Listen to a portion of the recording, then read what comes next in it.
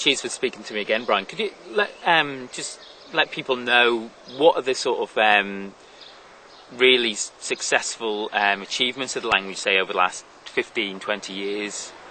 Well, the biggest move forward has been the fairly recent one of the development of the Bunskall, the Manx Medium Primary School in St John's, where the children are being taught entirely through Manx. That's the biggest development.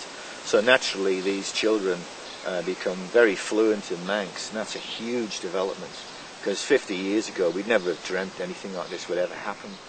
But as well as this, you've had the thing of Manx in the schools, where they're not doing a huge amount of Manx. But the thing that struck me when I started as the Manx language officer in 1992 was the terrific delight these kids have in doing any Manx at all. And they're much more willing, because they're doing this voluntarily, and they're much more willing to do something like this. And they really, most of them, very, very pleased to be able to do it. And this is the thing which I think a lot of the politicians here and other people in the general community haven't latched onto. They haven't understood this. It's a huge change in attitude. And putting it in fairly grim terms, a lot of the attitude changed, possibly is because some of the older Manx people have died off. We're all due to do that. But I mean, it's because the hostility to the language was, I'm sure, something psychological. And it is significant that one or two very old people I've come across, that attitude that I knew years and years ago, that attitude was deeply against Manx, has actually softened an awful lot. And I think a lot of this hostility was a sort of defence mechanism. Yeah. It wasn't actually true hostility. It was sort of defence and a feeling, almost a guilt, really. It's a very complicated situation. But that's largely gone. Not just because these people died off, but I think there's been a huge change in attitude among the population.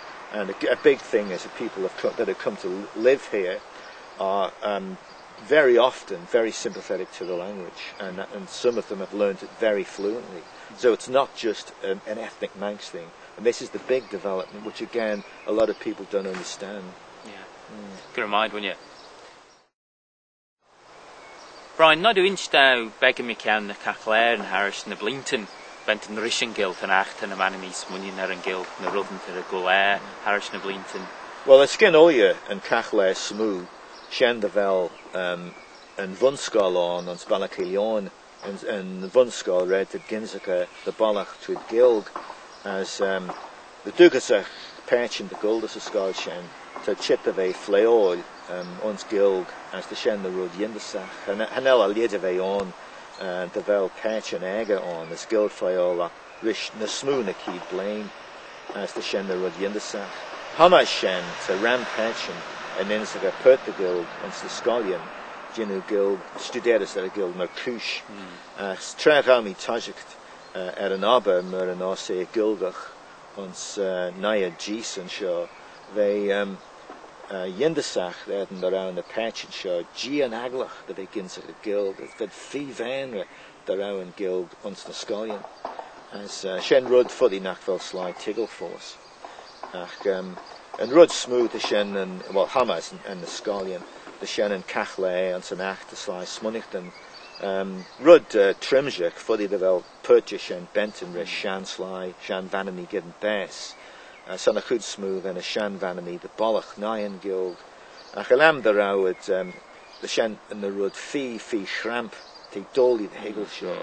As fully nach rawd Nyan guild ons na krianach at a fair the vel enya imus shan verzoen the there blinten the hinya the grey the rawd Bolach Nyan guild nish hanel smunicht mission to fagan the vel cachle jitrish as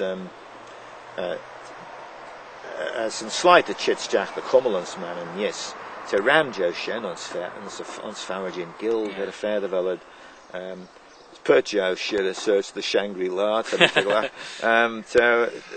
the Shen the Cachle and a Cachle smooth Shen of Unskall. Good of mine, more agree on you.